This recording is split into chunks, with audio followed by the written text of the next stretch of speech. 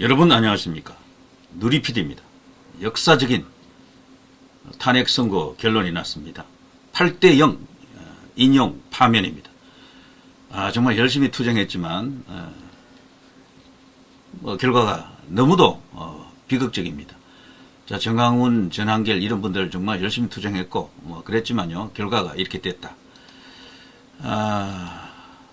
근데 여러분도 말이죠, 우파 유튜버를 열심히 보신 분들은 제 방송을 많이 보신 분들은 그래도 어느 정도 각오를 했을 거예요. 왜냐하면 제가 항상 희망회로만 돌리는 게 아니고 간혹 이렇게 쓴소리를 좀 했거든요.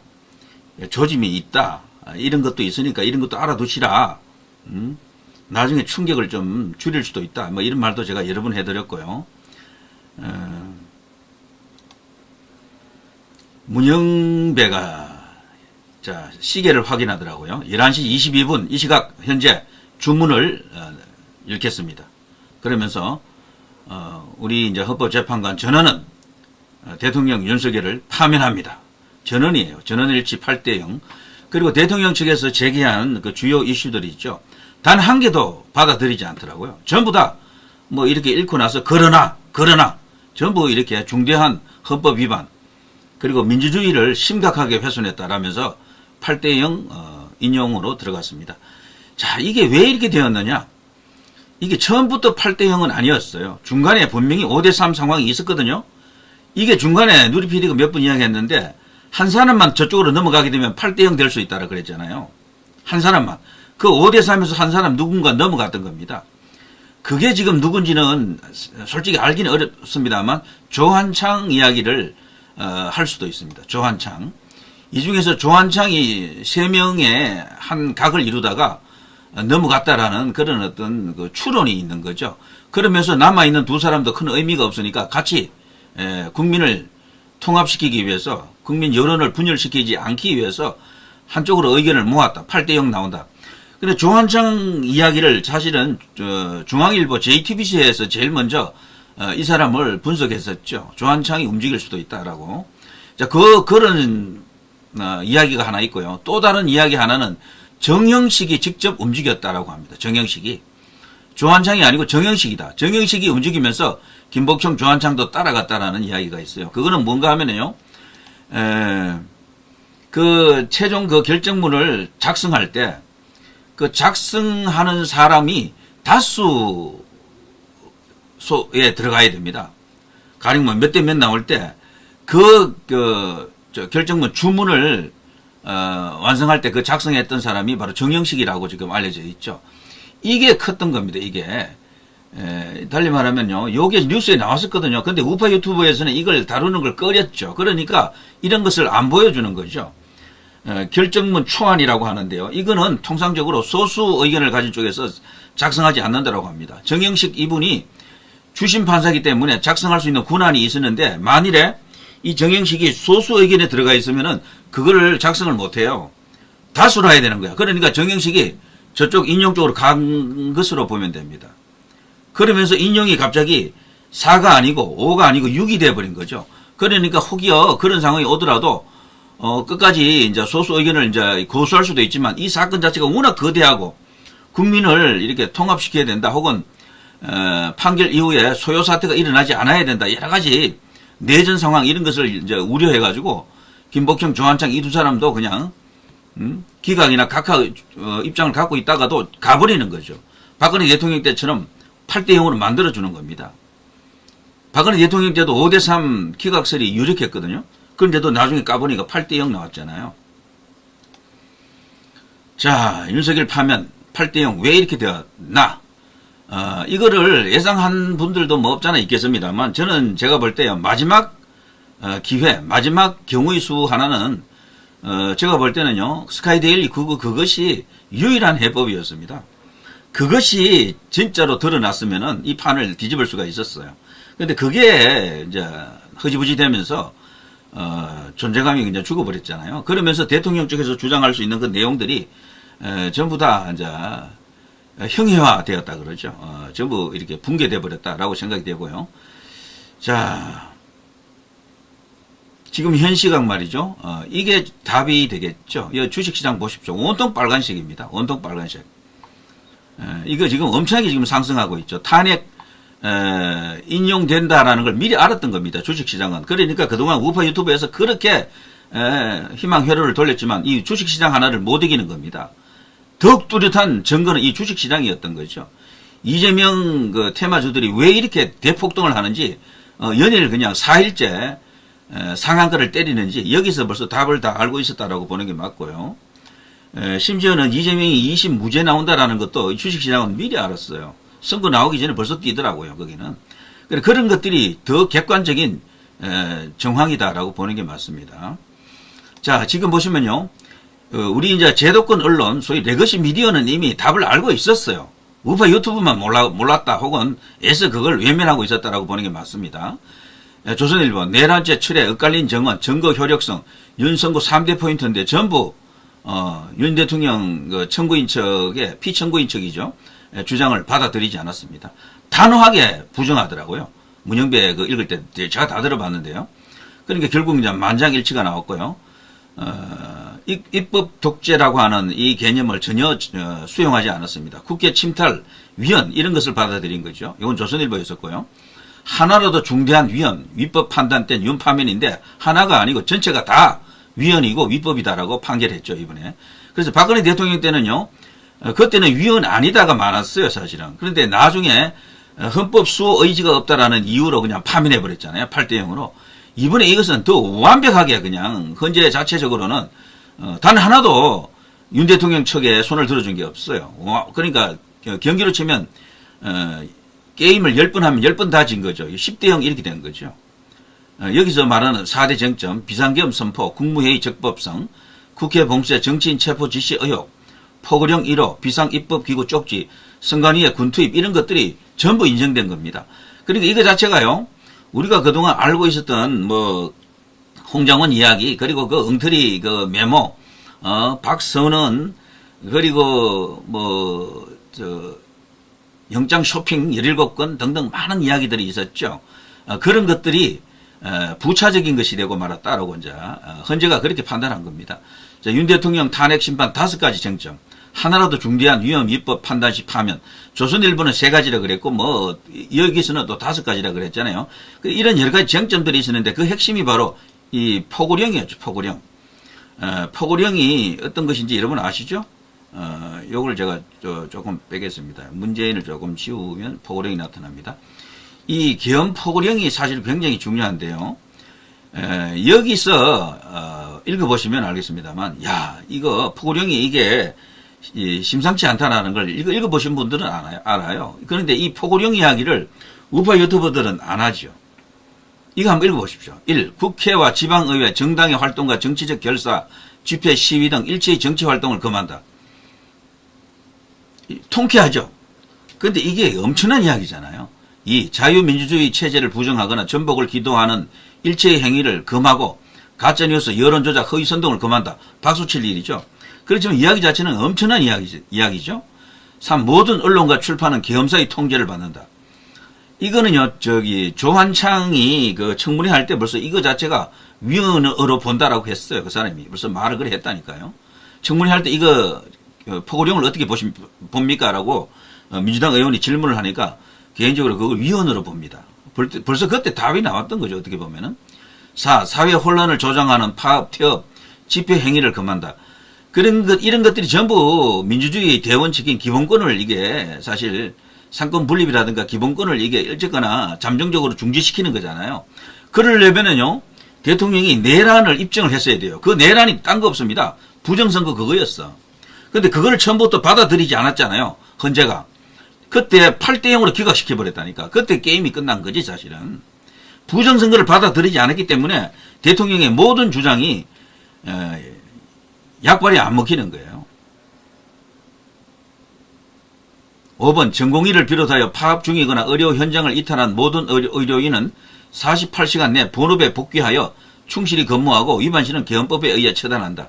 이것도 좀 이례적인 포고령 내용이죠. 자, 반국가 세력 등 체제 전복 세력을 제외한 선량한 일반 국민들은 일상생활의 불편을 최소화할 수 있도록 조치한다. 뭐 이런 거는 충분히 이제 납득할 수 있는 것들인데 1, 2, 3이 여기 사실은 간단한 얘기가 아닙니다. 4까지 1, 2, 3, 4 이게 이제 일반적인 자유민주주의 국가에서는 이제 보통 이 계엄령 자체가 없는 나라가 많습니다. 대통령에게 계엄령 권한을 주지 않는 데가 많다. 그래서 법만을 평생 다루던 사람들이 볼 때는 우파가 됐든 보수가 됐든 좌파가 됐든 뭐 종북이 됐든 종종이 됐든 이게 애매하다라는 거죠. 이런 이야기를 우리가 그동안 거의 하지 않았죠. 거의 하지 않았다. 개인적으로는요, 저는 이거를 뭐 충분히 해석할 수 있다라고 봐요. 비상계엄이 위헌인가 아닌가, 최상목 쪽지라든가 홍정원 메모, 곽정원 정언 이런 것들이 있잖아요. 이런 것을 우리 쪽에서 생각하면은 뭐 충분히 이것은 문제 안 된다라고 주장할 수는 있어요. 최상목 쪽지에 대해서도 누구로부터 받았는지 모른다. 홍정원 메모도 증거 자체가 불분명하고 이거는 조작된 것이고 날조된 것이고 공작이다. 곽정권 정언이 불일치하기 때문에 믿을 수 없다. 김현태 707 단장의 정언이 수정되면서 이것도 증거력이 저쪽 청구인 측 증거로 보기는 어렵다. 김용현 정언 포고령 작성자가 대통령이 아니다. 그러니까 대통령을 탄핵할 이유가 없다.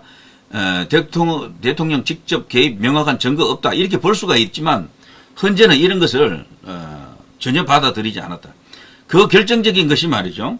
5대 3이 맞을 겁니다. 처음부터 선거를 못하고 계속해서 질질 늘어졌잖아요.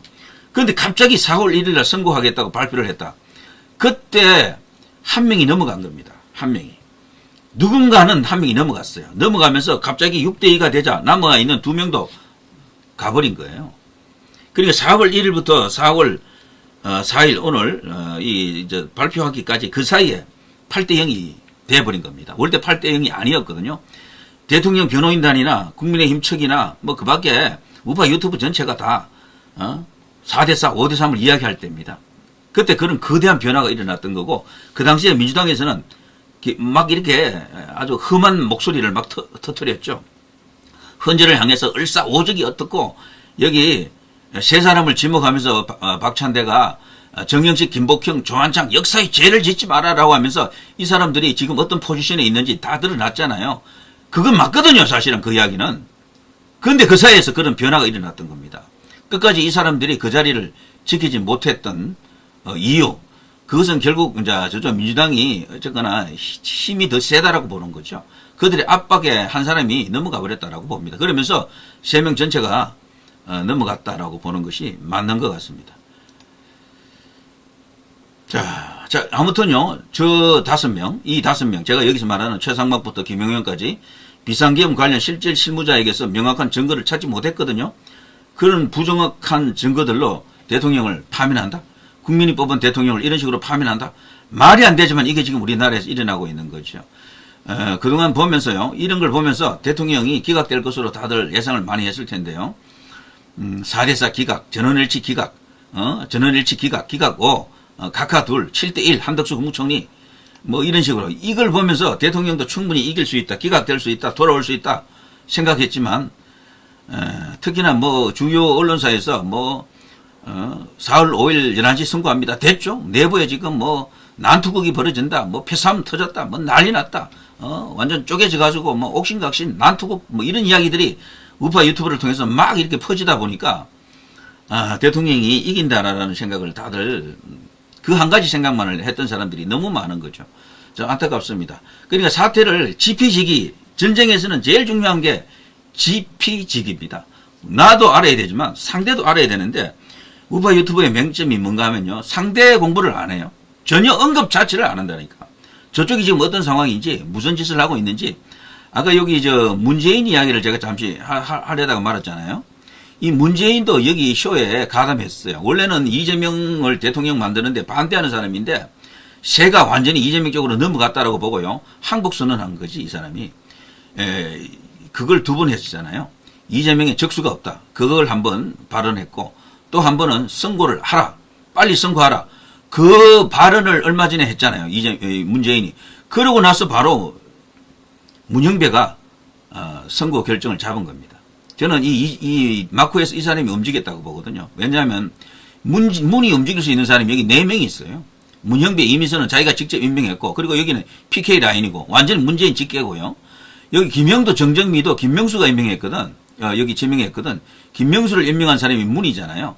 그래서 이 싸움에서 이기려고 하면 문을 이재명과 분리를 시켰어야 되는데 문이 이재명 손을 잡아줘 버렸습니다. 결과적으로 이 8대 0을 보게 되면은 그런 여러 가지 복합적인 이야기가 들어있는 겁니다.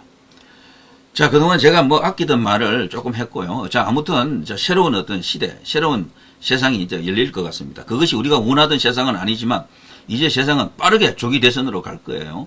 우파 일각에서는 이걸 좀 수용하지 못한다라고 광장에서 막 집회하고 그러겠죠. 자, 그거는 그렇게 하더라도 그것이 이제 대세가 되기는 어렵잖아요. 자, 이분들이 너무도 노고가 컸지만 어쨌거나 광장의 목소리는 제한적입니다. 광장에 힘이 있으려면요 시위가 되어야 돼요. 시위가 그냥 단순히 그 연설 집회, 그 콘서트 집회는 힘이 없습니다. 아무리 해도 왜 그런가 하면은 평소에 없던 집회가 갑자기 확 생기면 힘이 있어요. 매주 하잖아. 그 몇 년입니까? 10년 가까이 하는 집회이기 때문에 이거는 물공기 같은 거야. 그냥 느끼지 못한다니까. 많이 모여도 이 제도권에서 그 별로 이렇게 겁을 안 먹습니다. 없던 집회가 갑자기 막 일어나면 그건 국민의 뜻이죠. 그런데 모이는 사람이 항상 그 사람이 그 사람이다라고 보는 거예요. 좌파들도 요즘은 집회 신경 안 쓰는 이유 중에 한 개가 모여봤자입니다. 모여봤자. 왜? 집회보다 힘이 더 센 게 SNS가 있는데 그거 왜 모이느냐라고 그들이 떠들고 있죠. 그리고 인터넷도 사실은 거대한 여기 영역이 있잖아요. 때문에 이 집회로 뭐 승부를 건다라는 것은 무리입니다. 저는 솔직히 10만 명 모이나 5천 명 모이나 효과는 똑같다고 봐요. 집회는. 그래서 이 우파 운동의 이 본류도 방향이 좀 바뀌어야 됩니다. 작은 어떤 그 행동 우파 조직 이런 것들이 많이 생겨야 돼요. 100명, 200명 이런 식으로 나가서 뭘 할 수 있는. 그리고 지금 그냥 광장이 많이 모여서 그냥 1000만 명, 1000만 명 그 집회 가지고는 안 됩니다. 1000만 명 말이 됩니까? 아무리 많이 모여도 10만 명 넘기가 어렵다니까요. 그러니까 저쪽에서 그 10만 명을 누구로 보는가 하면은 뭐 남녀노소 공의 뭐 이쪽 저쪽 사람들이 골고루 모여가지고 중도도 들어있고 뭐 그렇게 국민의 대표로 보는 게 아니고 그 사람들이 왔다는 거야. 그 사람들이. 그래서 많이 모인다 해서 그 사람들이 쫄거나 겁을 먹거나 그것이 국민 여론이다라고 반영하는 시대가 아닙니다. 이걸 뭐 10년 가까이 해오던 집회라고 하면요. 그 눈이 보이지 않을 수도 있어요. 아무리 언론에서 뭐 그걸 뭐 많이 모였다고 보도해줘도 뭐 어떤 효과가 없는 거지. 그러니까 이 싸움의 방향, 싸움의 수단을 바꿔야 될 겁니다. 이제는.